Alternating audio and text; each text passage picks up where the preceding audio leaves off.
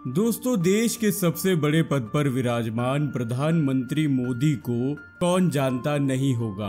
वो हमारे देश में ही नहीं बल्कि पूरे विश्व के एक पॉपुलर नेता की छवि बनाने में कामयाब रहे हैं और आज उनके बारे में सब कुछ जानते हैं। लेकिन कुछ बातें ऐसी भी हैं जो मोदी जी के बारे में हर इंसान नहीं जानता और आज हम आपको वही बताने जा रहे हैं और साथ में बताएंगे मोदी जी की जिंदगी से जुड़े कुछ खास पहलू क्या हैं। तो बस बने रहिएगा हमारे साथ इस वीडियो के अंत तक। वीडियो पर आगे बढ़ने से पहले वीडियो को लाइक और चैनल को सब्सक्राइब करना ना भूलिएगा।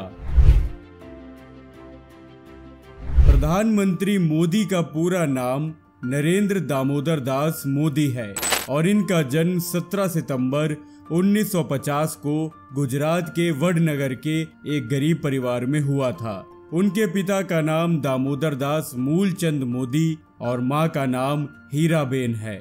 नरेंद्र मोदी के 5 भाई बहन हैं, जिसमें उनका नंबर दूसरा है। मोदी जी को बचपन में नरिया कहकर पुकारते थे। मोदी जी के पिता रेलवे स्टेशन पर चाय की दुकान लगाते थे। मोदी जी भी अपने पिता की चाय की दुकान पर उनका हाथ बटाते थे। मोदी जी बचपन से ही कुछ अलग थे।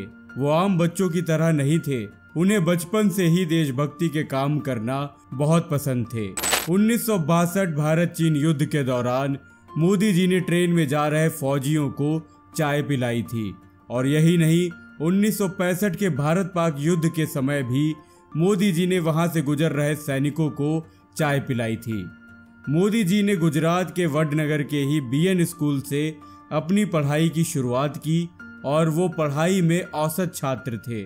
मोदी जी को बचपन में एक्टिंग का बहुत शौक था, इसीलिए वो स्कूल के नाटकों में भाग लेते और पुरस्कार भी प्राप्त करते थे। वो एनसीसी में भी शामिल हुए। मोदी जी बचपन से ही निडर क्वालिटी के थे। वो एक दिन शर्मिष्ठा तालाब से घड़ियाल का बच्चा पकड़कर अपने घर ले आए। माँ के समझाने पर उसे वापस तालाब में छोड़ के आए। वे बचपन में साधु संतों से बहुत प्रभावित थे और बचपन से ही सन्यासी बनना चाहते थे। सन्यासी बनने के लिए मोदी जी ने स्कूल की पढ़ाई छोड़ दी और बाद में घर से भाग गए। इस दौरान वो पश्चिम बंगाल के रामकृष्ण आश्रम सहित कई जगहों पर घूमे। मोदी जी बचपन से ही आरएसएस को पसंद करते थे और उससे जुड़े भी। 1958 में दीपावली के दिन गुजरात आरएसएस के पहले प्रांत प्रचारक लक्ष्मण राव ईमानदार वकील साहब ने मोदी जी को बाल स्वयंसेवक की शपथ दिलाई थी। मोदी जी बहुत ही मेहनती कार्यकर्ता थे। वो आरएसएस के बड़े शिविरों के आयोजनों में मैनेजमेंट का हुनर दिखाते। आरएसएस नेताओं के ट्रेन और बस में रिजर्वेशन का जिम्मा उन्हीं के पास होता था। मोदी जी कई महीनों तक तो हिमालय में साधुओं के साथ भी रहे। वापस आने पर उन्होंने सन्यासी जीवन त्यागने का फैसला किया और अपने भाई के साथ मिलकर अहमदाबाद के कई स्टेशनों पर चाय की दुकान लगाई। हर परेशानी का सामना करते हुए चाय बेची। 18 साल की उम्र में मोदी जी की मां ने बांसकाठा जिले के रजसोना गांव में रहने वाली यशोदाबेन से मोदी जी की शादी करवा दी। विवाह के बाद मोदी जी घर छोड़कर संघ प्रचारक बन गए।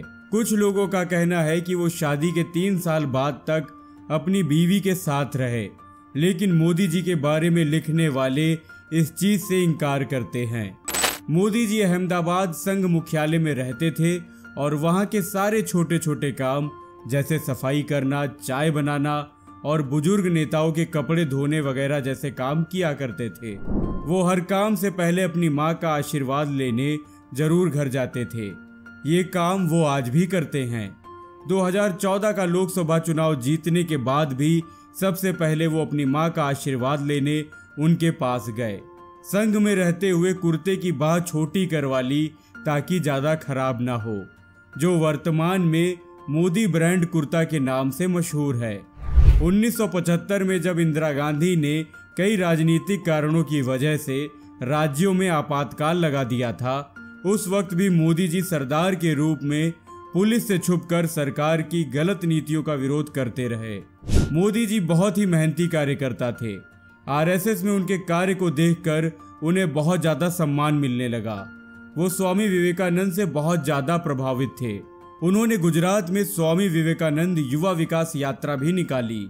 मोदी जी शुद्ध शाकाहारी हैं, वो व्रत भी बहुत रखते हैं। मोदी जी 18 घंटे काम करते हैं और कुछ ही घंटे सोते हैं। वो समय के बहुत पाबंद हैं। लाल कृष्ण आडवाणी को मोदी जी का राजनीतिक गुरु माना जाता है। 1990 के दौरान मोदी जी ने आडवाणी जी की सोमनाथ से अयोध्या रथ यात्रा में बड़ी भूमिका निभाई। इससे प्रभावित होकर बीजेपी के बड़े नेताओं ने मोदी जी को अपनी पार्टी में शामिल कर लिया और वो पार्टी के लिए बहुत ही मेहनत और लगन से काम करते रहे। 1985 में गुजरात के विधानसभा चुनाव में बीजेपी पार्टी को बहुमत हासिल हुआ। मोदी जी की शंकर सिंह बाघेला से कुछ नाराजगी हो गई, जिसकी वजह से शंकर सिंह बाघेला ने इस्तीफा दे दिया और केशव भाई को गुजरात का मुख्यमंत्री बना दिया। धीरे धीरे केशव भाई की तबीयत खराब रहने लगी और चुनाव में पार्टी कई सीटें भी हार गई। इसके बाद बीजेपी ने अक्टूबर 2001 में मोदी जी को गुजरात का मुख्यमंत्री बना दिया। मोदी जी ने गुजरात में विकास किया, हर जगह बिजली और पानी की व्यवस्था की और एशिया का सबसे बड़ा सोलर प्लांट पार्क गुजरात में बनाया गया। 2002 में होने वाले गोधरा कांड में मोदी जी का नाम जोड़ा गया। गोधरा कांड गुजरात के गोधरा शहर में 27 फरवरी 2002 को हुआ था। गोधरा शहर में रेलवे स्टेशन पर साबरमती ट्रेन के S7 कोच में आग लगा दी गई, जिसमें 59 लोगों की जान चली गई। इसके बाद गुजरात में जगह जगह सांप्रदायिक दंगे शुरू हो गए और 28 फरवरी 2002 को गुजरात के कई इलाकों में दंगों ने भयंकर रूप ले लिया और 1200 से ज्यादा लोग मारे गए। इसके बाद सुप्रीम कोर्ट ने इस कांड की जांच के लिए स्पेशल कमेटी बनाई। कमेटी ने पूरी जांच पड़ताल की। 2010 में सुप्रीम कोर्ट ने कमेटी की जांच के आधार पर फैसला सुनाया।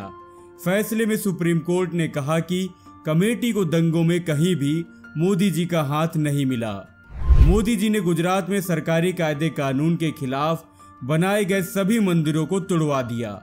इसके बाद मोदी जी की लोकप्रियता गुजरात में इतनी बढ़ी कि लगातार 4 बार मोदी जी गुजरात के मुख्यमंत्री रहे।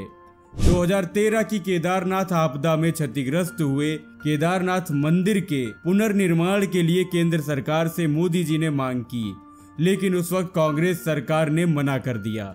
मोदी जी की लोकप्रियता, कामयाबी और अच्छी नीतियों को देखते हुए भाजपा सरकार ने 2014 के लोकसभा चुनाव में मोदी जी को प्रधानमंत्री के रूप में चुना। चुनाव के लिए मोदी जी ने सोशल मीडिया का भी खूब इस्तेमाल किया और अपनी मेहनत और लगन के बल पर भाजपा पार्टी को भारी बहुमत से जीत दिलाई। 26 मई 2014 को दिल्ली के राष्ट्रपति भवन में मोदी जी ने भारत के प्रधानमंत्री के रूप में शपथ ली। मोदी जी भारत के 15वें पीएम बने। लोगों के लिए वो इतने पॉपुलर नेता बन गए कि दोबारा भी बीजेपी पार्टी को ही बहुमत के साथ जीत मिली और 30 मई 2019 को दूसरी बार भारत के प्रधानमंत्री बने।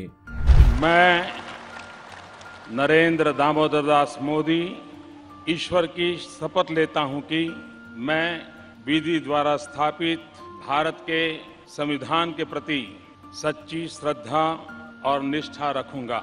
मैं भारत की प्रभुता और अखंडता का अक्षुण्ण रखूंगा। मैं संघ के प्रधानमंत्री के रूप में अपने कर्तव्यों का श्रद्धापूर्वक और शुद्ध अंतःकरण से निर्वहन करूंगा। दोस्तों, कैसी लगी आपको पीएम मोदी की ये जीवन यात्रा? हमें कमेंट करके जरूर बताइएगा। इसके साथ ही वीडियो को लाइक और चैनल को सब्सक्राइब करना ना भूलें। धन्यवाद।